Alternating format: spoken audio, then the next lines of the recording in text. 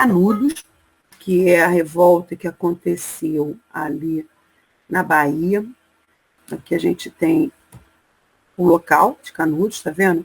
No sertão agreste brasileiro, um grupo de caboclos bem pobres começam a se desentender com os coronéis que vão assumindo o poder com a aval da nova república. Os coronéis, os donos de terra, se tornam muito poderosos.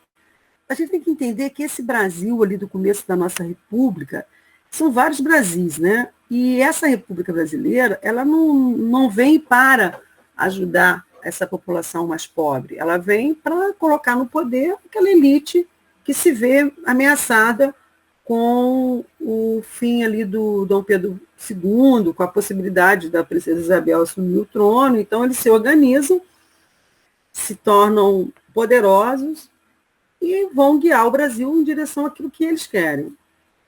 E nesse meio tempo você vai aparecer várias figuras que, em nome de Deus, são chamados messias, né, locais, que são chamados beatos também, que são pessoas que não são padres, não são ligados à igreja, mas que professam muita fé católica, os princípios da fé católica. E na Bahia vai surgir esse Antônio Conselheiro, que ele vai andando pelo sertão, dando conselho, rezando, e vai atrás desse homem, vai milhares de pessoas que já não tem por que lutar, já perderam suas terras para os coronéis, ou porque não tem dívidas demais com o coronel, e vão seguindo esse Antônio Conselheiro, que virou um profeta, que dizia que ia levar o povo para uma vida melhor, e funda Canudo, que durante muitos anos vai funcionar como uma aldeia, como uma cidadela muito bem estruturada, por sinal, né? Porque o interessante de Canudo é que cada um tinha um pedaço de terra. Tinha uma escola, porque Antônio Conselheiro dizia que todos deveriam aprender a ler para poder ler a Bíblia. Tem uma igreja, claro, a igreja é o ponto inicial. Só que ali, o que acontece? Canudo começa a incomodar aos coronéis locais, porque muitas das pessoas que estão indo para Canudos, eles antes serviam quase que como escravos aos coronéis. E eles começam a sair dessas fazendas, sair desse comando ali do coronel, e vai sendo absorvido por Canudo. Porque ali em Canudos eles têm a fé, eles têm a terra, eles têm o futuro. A revolta começa quando o Antônio Conselheiro compra uma leva muito grande de madeira para construir a nova igreja em Juazeiro, e não é entregue. Aí os canadenses ficam, poxa, como assim? Nós pagamos e o comerciante resolveu não entregar. Era uma quantidade muito grande até, por sinal. Então o pessoal de Canudo vai lá cobrar, né? E dali começa a haver uma série de confrontos. A Guerra de Canudo, ela começa depois desse problema que teve com as madeiras, porque na verdade foi um juiz que proibiu a entrega dessa madeira. E começa, então, os próprios políticos locais começam a criar um mecanismo. São 4 ataques. O primeiro ataque é coordenado pelos próprios políticos locais, alguns coronéis que se juntam lá uma média de uns 100 homens, e os sertanejos detonam com esses homens. O ambiente muito hostil faz com que os sertanejos levem vantagem sobre esses ataques. Os jagunços lá do Antônio Conselheiro, eles se aproveitam do terreno, se aproveitam do efeito surpresa, detonam rapidinho esse grupo. Aí aquilo fica meio assustador.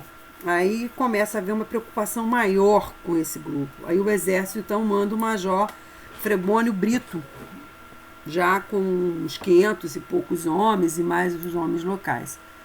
Também são detonados rapidinho, mal conseguem chegar. Chega lá em Canudo, está destroçado, e novamente os sertanejos de Canudo conseguem vencer. Aí vem um terceiro ataque, ainda tudo em 1896. E esse terceiro ataque já vem o famoso ícone comandante Antônio Moreira César do Exército, né? E esse veio com 1.300 homens, uma munição de 15 milhões de cartuchos, 60 peças de artilharia, desde canhões a metralhadoras, né? Eles são novamente destroçados. Inclusive, o Moreira César, ele, meio enlouquecido, resolve almoçar em Canudos.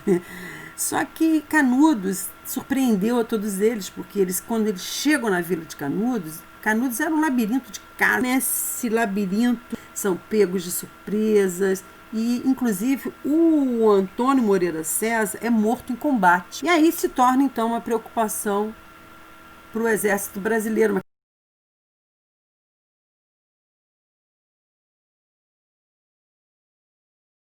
Ficaram conhecidos no Rio de Janeiro como anti-republicanos, como os monarquistas, né? Essas aqui são as táticas que eles criaram, né? Então as tropas novamente vencidas, os sertanejos se aproveitavam do próprio terreno árido, né, para se esconder, eles criavam trincheiras, eles criavam armadilha, né? E tinha um elemento muito interessante também, que você lê no livro do Euclides da Cunha, que era o elemento da tática e daquela coisa. Eles não tinham nada a perder, os sertanejos. Então eles lutavam com uma garra, com uma precisão muito grande.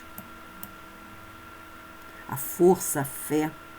Mas aí na quarta expedição a Canudos, o exército brasileiro vem com 5.000 soldados, sob o comando do general Arthur Oscar. E eles conseguem, no primeiro momento, os sertanejos conseguem aparentemente vencer, mata 1.200 homens, mas o exército entra com mais 4.000 soldados. E Canudos é totalmente destroçado. Porque no final, o que sobra são só crianças, mulheres e poucos velhos. Até o último homem resistiu em Canudos. Foi um exército assim, enorme que acabou com Canudos. Muito bem, gente, eu vou parando por aqui. Boa noite, boa tarde, bom dia para quem me olhar. Não sei que hora que vocês vão ver. Um abraço a todos.